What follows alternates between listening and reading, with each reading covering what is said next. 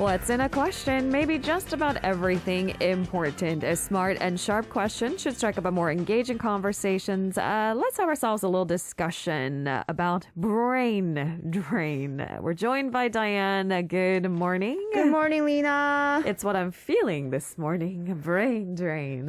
You're like feeling it's brain melting. drain? No. Yeah.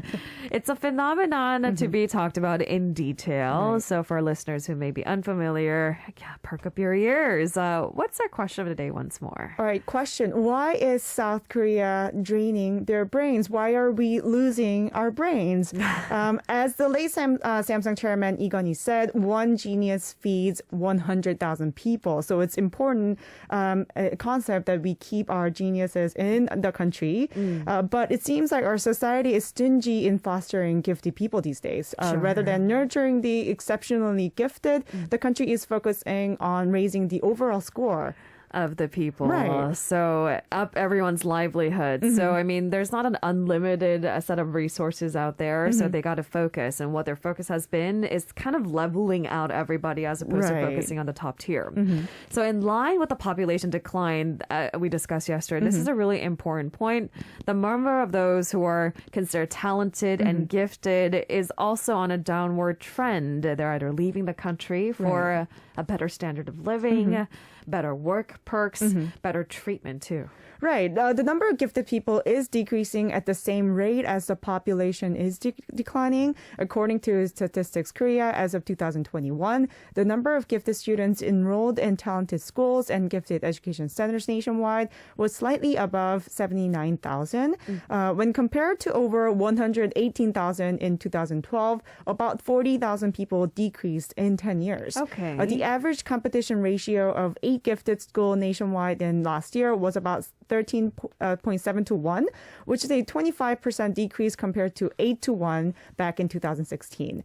The principal of a science high school located in Yeongnam region said the number of new students from the current 100 will be reduced to 90 from next year, so a drop by 10%. Okay, so we could also blame the general population decline, right? I mean, the number of people you choose from has decreased, so this is a natural course of action. However, there could be preventions, right?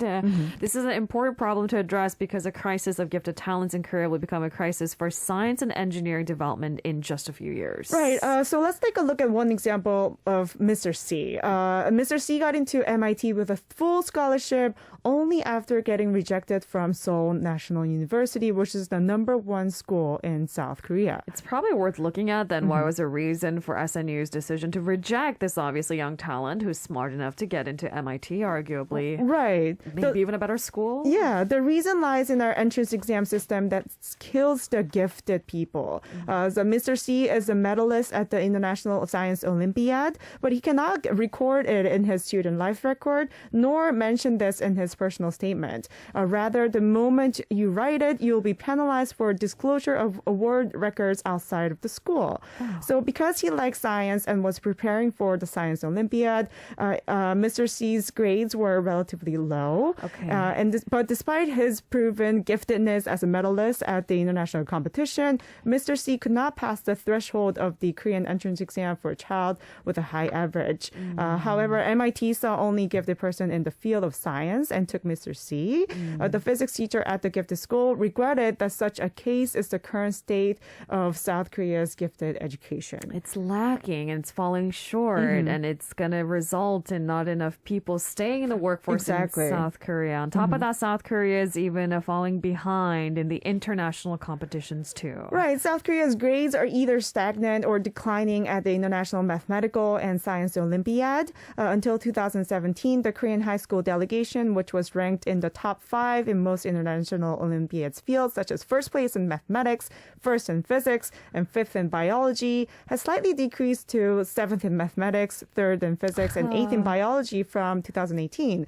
And last year, some subjects were even pushed back to double digits, like chemistry being placed 12th in the world, and biology dropped down to 26th in the ranking. And I just have a hunch it's not because we don't have smart people in the mix. It's just not a priority for these students to compete at the Olympiad. Exactly. If it doesn't guarantee a golden ticket to the highest, most prestigious schools or good colleges, schools, right?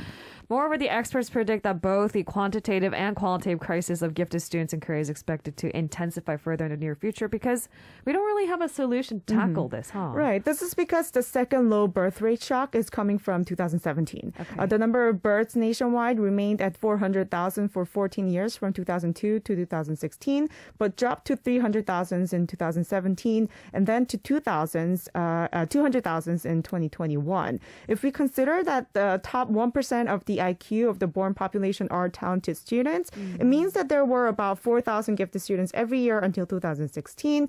But from 2017 onwards, the number dropped to around 2,000. Oh man, it just feels like the odds are just stacked up against these gifted students. On top of decreasing talents overall, South Korea's other problem is the growing brain drain. Right. Let's clarify. Yeah, so first of all, brain drain by definition means the departure of educated or professional people from one country, economic sector, or field for another, usually for better pay or living conditions. And it's also called a human capital flight. Sounds so severe when you say it. Right, human capital flight. As I mentioned yesterday, the population is crucial for every country as they are the human capital of the society. But the decrease in highly educated foreign talent in South Korea continues to far outpace the number of their Korean counterparts leaving for advanced countries, fanning concerns that Asia's fourth largest economy, South Korea, is increasingly being shunned by competent workforce crucial to bolster national and corporate competitiveness. And according to KOTRA, that's the Korea Trade Investment Agency, the number has been on a steady decline. Right. Unfortunately, yes. According to KOTRA, the number of Korean would-be IT experts leaving for advanced countries is on the rise. Data from Korea Institute of Science and Technology Evaluation and Planning showed about 40,000 science majors found jobs overseas in 2017, up 67% from less than 23,000 in 2015. It's been on a steady decline, so it's not happening all of a sudden. However, the numbers are concerning, and it doesn't seem like there's an end in sight. The number doesn't seem like it's going to improve anytime soon. Yeah, in a report published by the Korea Economic Research Institute, the private think tank said Korea will become a country with the lowest competitiveness concerning human capital needed for the fourth industrial revolution within the next 5 years if no material improvement is made to the status quo where the country's manpower shortage rate is 29%. This means only 3 out of 10 people are available for our key government tasks. Oh, and it's upsetting because how do they keep these talents? It's the infrastructure, but it's also payday, right? Right, exactly. That's would be the right kind of incentives that these talents are looking for. Right.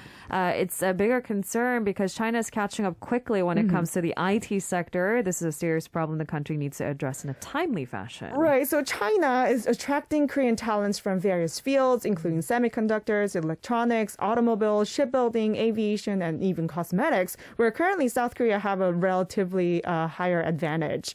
China has recently made a large-scale investment with the cry of battery growth. So the country is engaging in an all-out war against South Korea's high-quality manpower scouts. Right. A significant number of high-level human resources are moving to Chinese companies as Chinese companies offer 3 to 4 times higher salaries than domestic companies, offering them an annual salary to 400 million to 500 million won to those with more than 10 years of experience, which is about 311,000 to 390,000 US dollars. How much of a big increase is that? Right. It's said that it's a big increase for them, right? Yeah. But it's said that 30 to 40% of the battery core manpower currently working in Korea is classified as a target for those Chinese companies. Targets. Right. To be swayed for a higher price is the highest of compliment. Right. However, what does it mean for South Korea Exactly. and its future? That's a whole different angle. I mean, if you look at an individual level, it's a Yeah. good offer, right? You get be higher salary, recruited. right? But then as Yeah. in like national level, it's Yeah. losing our brain. So it's not necessarily about the nationalistic agenda. It is about the country's competitiveness, is it Right. not? So the government should promptly find ways to secure and nurture these group of young people, provide them with the right set of incentives. So bigger paychecks. I think that is what the talents are looking for. It is directly linked to corporate competitiveness in South Korea and the country's sustainable growth rate. Right. So experts emphasize that a comprehensive plan at the government level is urgently needed so that we can continue to nurture and protect the advanced brain manpower that we have cultivated over the years without losing anymore. Our efforts to secure advanced brains and prevent leaks must first begin with safeguarding domestic high-end human resources and creating conditions for them to focus on research without wavering. In today's high-tech competition era, talented people become the most valuable asset of a country or a company. The core element of any industry is people, for sure. Only when people are valued can we win the global endless competition. The national level should step in to foster and protect human resources for the coming future.